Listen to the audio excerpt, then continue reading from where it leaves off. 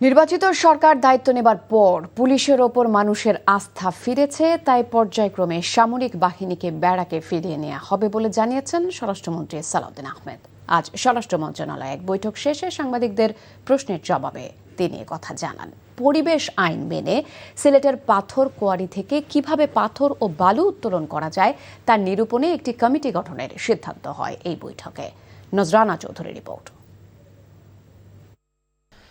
২৪-এর ৫ই আগস্টের পরপর আইনশৃঙ্খলা পরিস্থিতির অবনতির সুযোগে হঠাৎ করেই সিলেটের পাথর কোয়ারিগুলো থেকে পাথর লুট করে দুর্বৃত্তরা।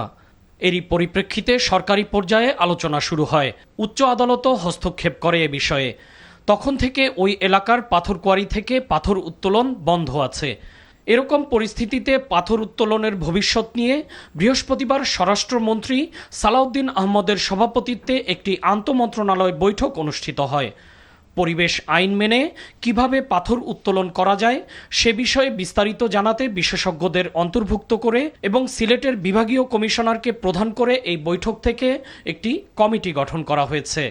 যে নদীগুলো সিলট্রেট হয়ে যাচ্ছে, যেখানে ওয়াটার ব্যারিকেড হয়ে যাচ্ছে, পাথর এবং বালি জমা হয়ে সেগুলো পরীক্ষা করবে।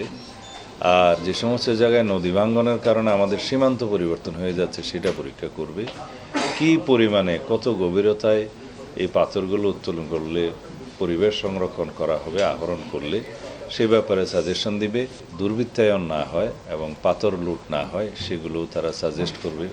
পাথর উত্তোলন প্রসঙ্গের বাইরে সাংবাদিকরা মাঠ পর্যায় থেকে সেনা সদস্যদের ব্যারাকে ফেরত নেওয়ার বিষয়ে সরকারের অবস্থান জানতে চাইলে সালাউদ্দিন আহমদ বলেন, নির্বাচিত সরকার দায়িত্ব নেয়ার পর আইনশৃঙ্খলা পরিস্থিতির উন্নতি হওয়ায় জনমনে স্বস্তি ফিরে এসেছে। এ অবস্থায় অনির্দিষ্টকালের জন্য সেনাবাহিনীকে মাঠে রাখার কোনো প্রয়োজন নেই বলেও জানান তিনি।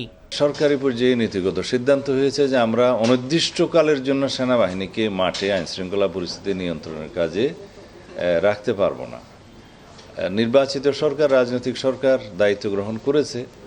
আমরা পুলিশ বাহিনীকে একটা সুশৃঙ্খল অবস্থায় ফেরত নিয়ে আসতে পেরেছি বলে আমাদের এখন বিশ্বাস জন্মেছে, জনমনেও বিশ্বাস জন্মেছে।